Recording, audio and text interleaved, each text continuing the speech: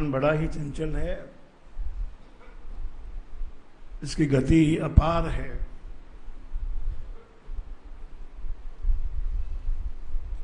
कोई भी दूरी इसके लिए दूरी नहीं, कोई ऊंचाई इसके लिए ऊंचाई नहीं है, कोई गहराई इसके लिए गहराई नहीं है। ये कहीं तक का भी सफर कर सकता है आपका मन।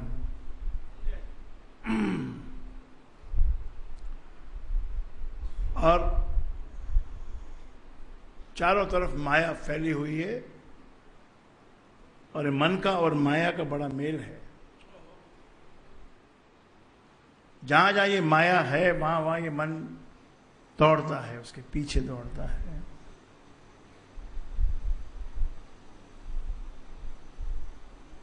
माया की उत्पत्ति मन से ही है, उत्पत्ति भी माया के मन से ही है। इसलिए माया का उसमें बड़ी, माया की और मन की बड़ी एफिनिटी है, आपस में बड़ी उनका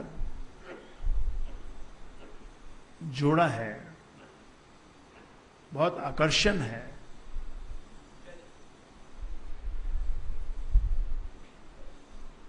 तो इस माया में कैसे, किस प्रकार से ये जीव खुश रहे, इतनी जबरदस्त माया है।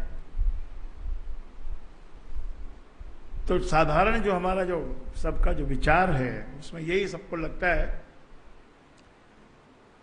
कि माया में हमको ये भी मिल जाए, वो भी मिल जाए, ये वस्तु भी प्राप्त हो, वो भी प्राप्त हो, ये सुख भी मिले, वो सुख भी मिले, सारे सुख मिले, सुख के ऊपर सुख मिले, और ऊपर वाले सुख के ऊपर भी सुख मिले। मन तो रुकता ही नहीं ना कहीं भी। कितना ही इसको भर दिया जाए, दे दिया जाए, ये खाली का खाली ही रहता है।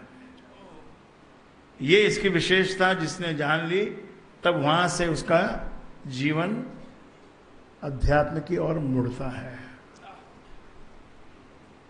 इसको कितना भी हम भरेंगे ये खाली रहने वाला है, और जितनी हम इसको भरने की कोशिश करेंगे उतना जगत का जंजाल बढ़ता है, उसमें हम फंसते हैं। और गुरु बतलाता है, लेकिन हम फिर भी सुन भी लेते हैं, थोड़ा तालियां भी बजा लेते हैं, कुछ क्षणों के लिए खुश भी हो जाते हैं,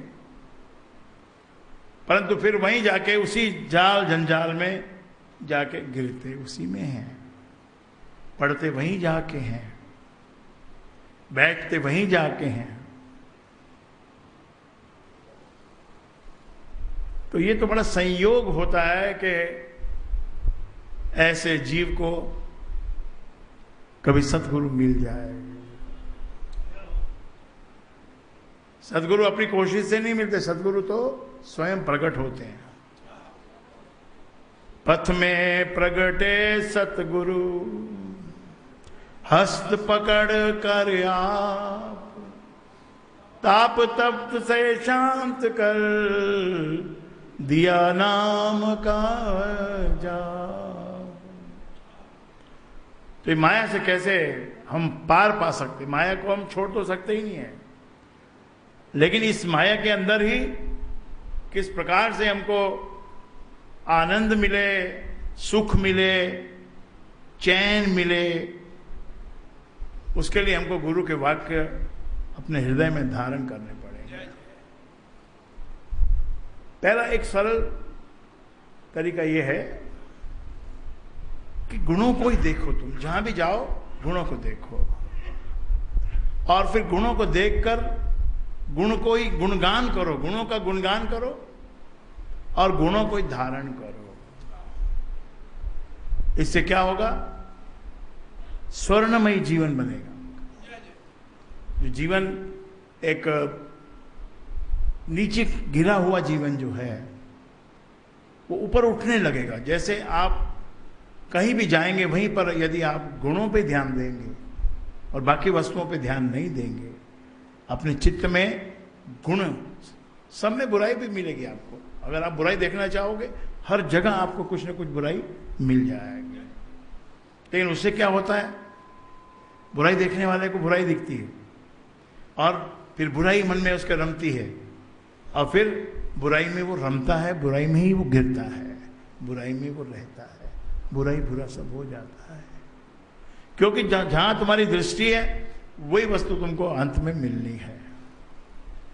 गुण में गुण देखोगे तो गुण के ग्राहक बन के गुण को देखो, ये एक पहला टेक्निक।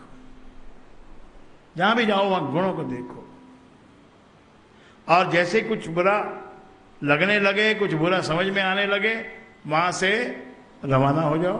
जरूरत ही नहीं हमको, हर वस्तु प्राप्त करने की हमको आवश्यकता नहीं है। शेक्सपियर ने भी हमको लास्ट में एक बात बताई कि पहले मैं समझता था कि भाई हर वस्तु का मुझे ज्ञान होना चाहिए, हर वस्तु की मुझे समझ होनी चाहिए, लेकिन अब जब मैं बड़ा हो गया, ज्ञानी हो गया, विद्वान बन गया, अब मुझे समझ आई कि संसार में तो हर वस्तु को समझने की आवश्यकता ही नहीं है। हर वस्तु को समझ के क्यों उलझना? ये माया के बीच में एक रास्ता सदगुरु ने निकाला है, इस माया से पार निकलने का, माया को चीर के निकलने का। रहना माया के बीच में ही है, लेकिन वो माया हमको तोड़े ही नहीं, हमको नष्ट ना करे, हमको खत्म ना करे, हमारा कोई नुकसान ना हो, उसके लिए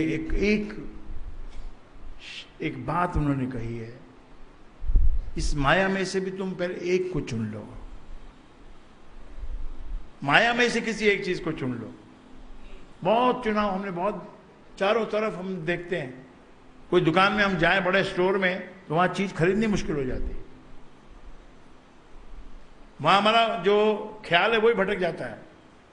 हम लेने क्या आए थे, जेब में कितना पैसा लाए थे, और वहां देखकर अपना ख्याल ही भटक जाता है। घर से सोचा था गुलाबी रंग लेंगे, वहां जाके पता नहीं कैसे कैसे रंग दिखे, तो कुछ और ही रंग ले लिया। घर से सोचा था 5,000 की चीज लेंगे, वहां जाके भटक के उसकी बातों में आके 25,000 की चीज ले ली, 20,000 का कर्जा कर लिया। बस कर्जा कर लिया तो आगे शुरुआत हो ही गई। घर में आके पूछेगी पत्नी, आपको पिंक कलर लाने को बोला था, ये आप क्या ले आए?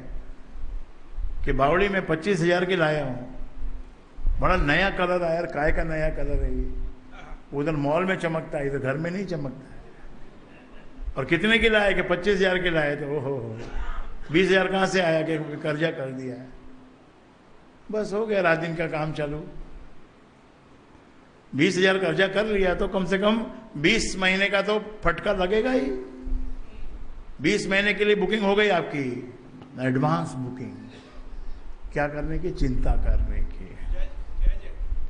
किसी महीने में नहीं भर पाए तो चिंता अगले महीने डबल होगी। तीसरे महीने नहीं भर पाए तो फिर और भय भी लगेगा, क्योंकि कलेक्शन करने वाला भी आएगा, फिर मुंह छुपाना पड़ेगा या बदनाम होना पड़ेगा। एक छोटी सी भूल उस वैरायटी स्टोर में जिसमें बहुत सारे वैरायटी थी, वहां जाके जो भूल की, उस कारण से 20 महीने की एडवांस बुकिंग हो गई। गुरु का टेक्निक, भगवान का भी टेक्निक और गुरु का टेक्निक एक ही है। पहले गुरु का बताता हूं आपको।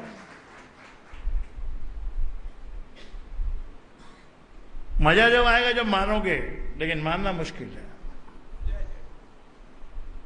अतिशय मुश्किल है। भ्रम ही पड़ जाता है, भूल पड़ जाती है, हम भूल जाते हैं हम कहां से शुरू हुए थे, हमने गुरु से क्या वादा किया था, क्या कहा था कि एक जरा सा मेरा ये काम थोड़ा सा बस ठीक हो जाए, 1-2 करोड़ रुपए आ जाए तो मैं आपके चरणों में लाके ढेर लगा दूंगा। सोचा था कि नहीं ऐसा? वो बात कोई भूल गए, वो बात याद ही नहीं है, कुछ और ही याद है। क्या याद है? कि और कहां से आएगा, वो कैसे होगा, वो कैसे होगा, वो कैसे होगा, और इनकम कैसे बढ़ेगी, और कैसे महल बनेगा, और कैसे और प्रॉपर्टी कैसे खरीदेंगे, और कैसे खरीदेंगे, यही ध्यान में घूम रहा है। वो जो संकल्प जो ओरिजिनल किया था वो भूल गए। इसीलिए तो शाम को बैठना है ना, रोज शाम को बैठना, सुबह याद करना है कि भाई मैं हूं कौन, आखिरकार तो मैं एक बहुत ही तुच्छ जीव हूं जो इस गुरु की कृपा से और उस प्रभु की कृपा से ये इतना हवा में उड़ रहा हूं।